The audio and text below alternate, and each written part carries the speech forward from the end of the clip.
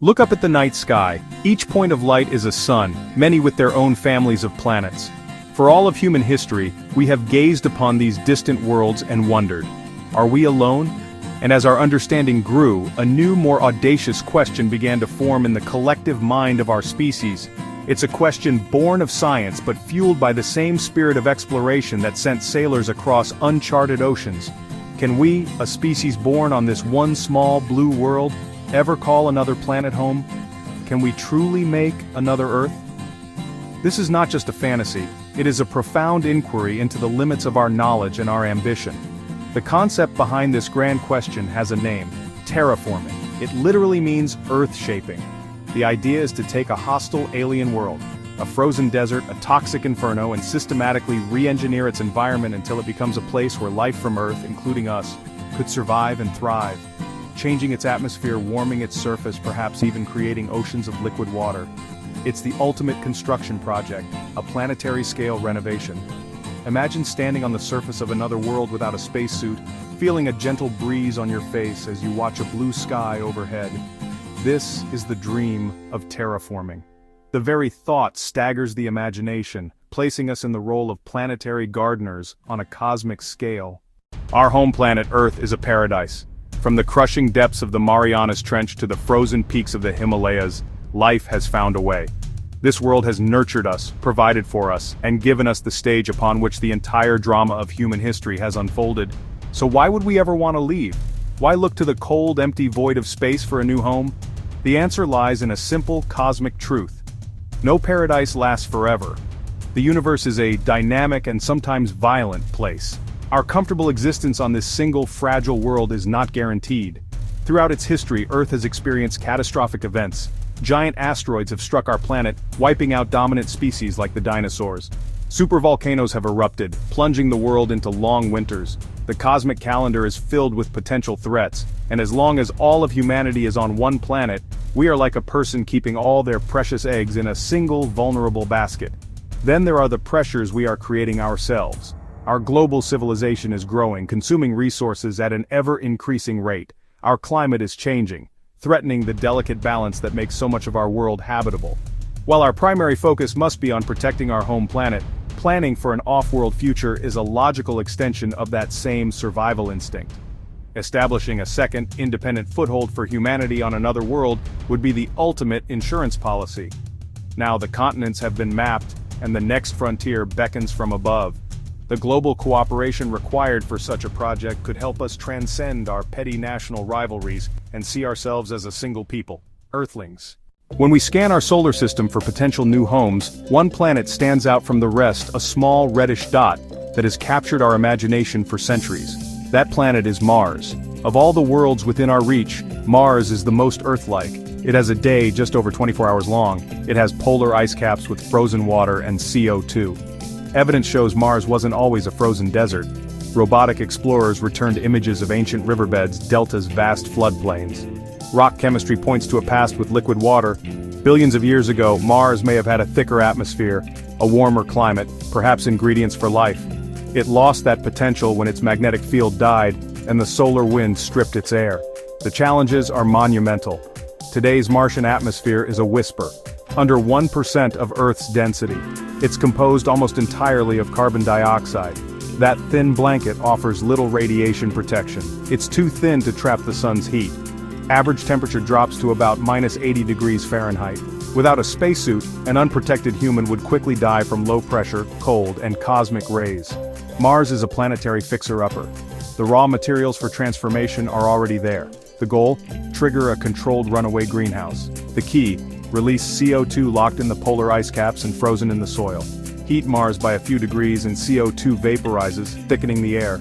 A thicker atmosphere would trap more heat, release more gas, and start a long feedback loop that, over centuries, could warm Mars enough for liquid water to flow again. How would we even begin to warm an entire planet? One of the most talked about ideas: giant mirrors in Mars orbit. Colossal lightweight structures miles across, acting like artificial suns, focusing sunlight onto targets on Mars, directing concentrated energy at the polar ice caps. Another approach, from the ground up, factories on Mars's surface, industrial plants built to pump out powerful greenhouse gases. super greenhouse gases, far more effective than CO2. As the atmosphere thickens and Mars warms, we introduce life. Start with the hardiest organisms, genetically engineered microbes, lichens, mosses, slowly transforming the planet's chemistry, eventually forests. The final step, a breathable atmosphere for humans, is the longest, hardest part. It could take 1,000 years or longer. Through this long Martian spring, humans live in enclosed habitats, watching through their windows as a world is slowly born. If Mars is a frozen desert waiting for a spring thaw, then its celestial neighbor, Venus, is a vision of hell. Venus is often called Earth's twin because it's nearly the same size and mass, but honestly the similarities end there. Its atmosphere is a crushing, toxic blanket of carbon dioxide, 90 times denser than Earth's, creating a runaway greenhouse effect gone wild. The surface temperature is a blistering 870 degrees Fahrenheit, hot enough to melt lead. It rains sulfuric acid, and the atmospheric pressure is equivalent to being nearly a kilometer deep in one of Earth's oceans.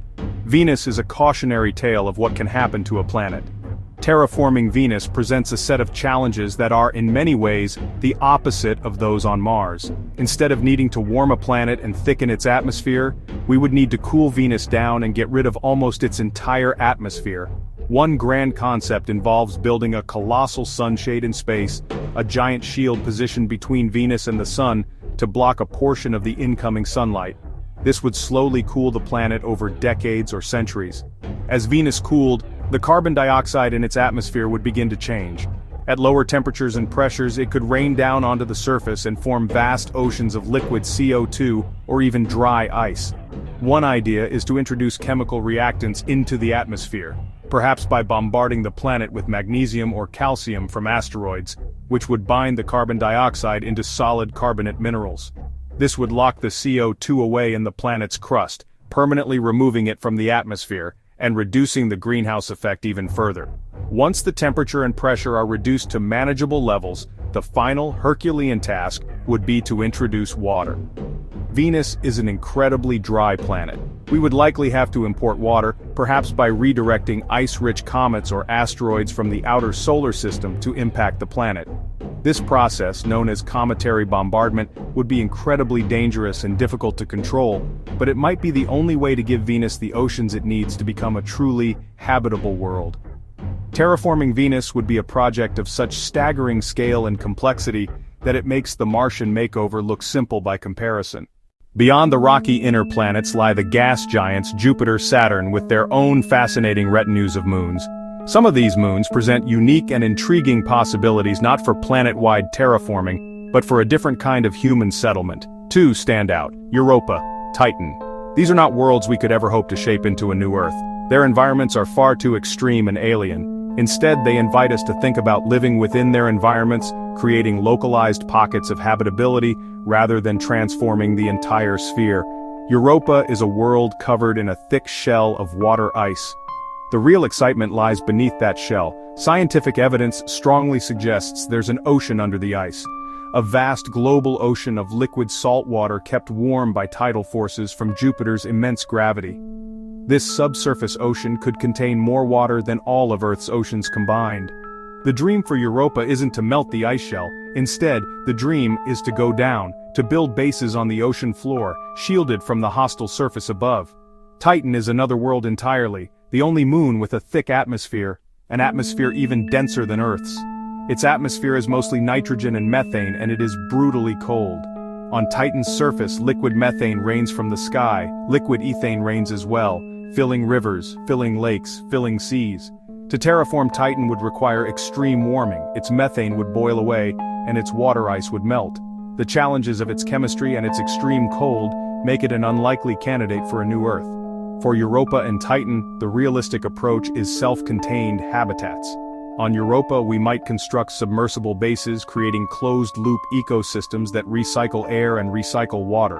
On Titan, we could build large domed cities on the surface. The interiors would be pressurized and warm to Earth-like conditions. These would be isolated bubbles of Earth in alien seas, islands of human civilization in the outer solar system. The dream of sculpting new worlds is one of the most inspiring in all of human thought, but we must temper that inspiration with a heavy dose of reality. The practical hurdles standing between us and a terraformed Mars or Venus are, by any measure, colossal. The first and most daunting is the timescale. This is not a project that could be completed in a few years or even a few decades. Thickening an atmosphere, raising a planet's temperature, producing oxygen through photosynthesis operate on geological and evolutionary timescales. We are talking about centuries at the very minimum and more likely, millennia. Then, there is the sheer demand for resources and energy. The energy required to warm Mars by even a few degrees or to manufacture and deploy planet-sized space mirrors would dwarf the current total energy consumption of our entire global civilization. The material resources needed would require a space-based industrial capacity that is orders of magnitude beyond anything we have today. We would need to become masters of mining asteroids and building massive structures in space before we could even begin the first phase of such a project. We also face significant gaps in our technological capabilities. We have never attempted to manipulate a planet's climate on purpose. Our understanding of planetary geoscience is still in its infancy. We can model these systems on computers, but the real thing is infinitely more complex. Attempting to terraform a planet with our current level of knowledge would be like trying to perform brain surgery with a stone axe. The risk of failure, or of making the planet even more uninhabitable, would be enormous. Finally, there are the profound ethical questions. Do we have the right to fundamentally alter another world, especially if that world might harbor its own unique form of microbial life? And how would we manage such a massive multi-generational project that would require unprecedented global cooperation?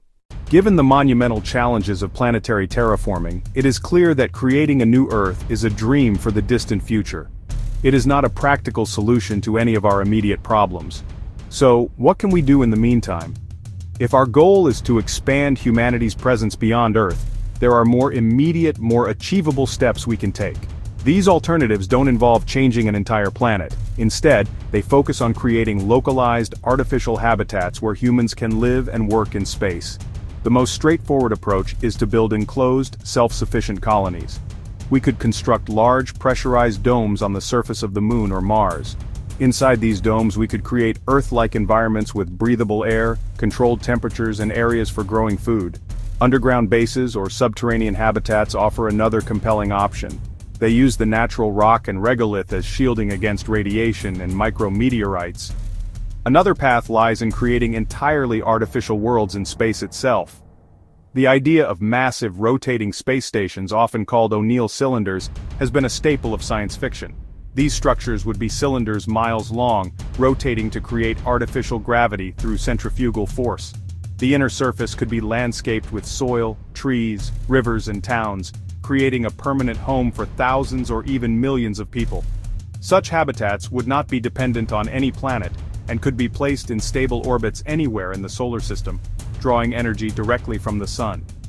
These stepping stone solutions, domed cities, underground bases and orbital habitats, are not mutually exclusive. In fact, they are likely prerequisites for any future terraforming effort. To build the infrastructure needed to transform Mars, we will first need to have bases on Mars. To mine the asteroids for the necessary resources, we will first need a robust industrial presence in space.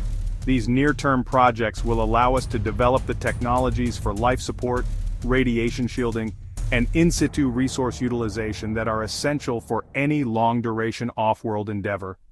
They are the training grounds for our cosmic future. So, can we make new Earths?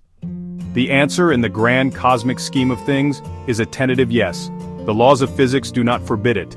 It is theoretically possible to warm Mars, to cool Venus, to give them atmospheres and oceans. But the journey from theoretical possibility to practical reality is a vast and uncharted one. The power to shape a planet is far beyond our current grasp. It remains a dream for our descendants, centuries, millennia, waiting for a civilization with the wisdom, technology, unity to achieve it. What matters today is not that we can begin terraforming tomorrow, but that the dream exists at all. It pulls us forward, it drives our science, fuels our imagination, and encourages us to look beyond our immediate horizons. The quest for a new Earth forces us to ask the biggest questions about who we are and what our ultimate destiny might be. It is a unifying vision for humanity, a project so grand that it could one day unite all the nations of our world in a common cause. And we are already taking the first tentative steps on that long journey. Every robotic rover we send to Mars, every probe that studies the atmospheres of distant worlds, every astronaut who orbits our planet is a part of this story. We are learning to live and work in space. We are mapping our solar system, taking inventory of its resources, searching for the best places to put down new roots. The universe is vast, and our own sun is just one of hundreds of billions in our galaxy alone. For now, Earth is our only home, and our greatest responsibility is to protect it. But the same intelligence and curiosity that allow us to understand our home planet also compel us to look outward. The dream of terraforming is about carrying Earth's precious gift of life forward, to new worlds and new suns. Our descendants may become the gardeners of the solar system, and our story will be written among the stars.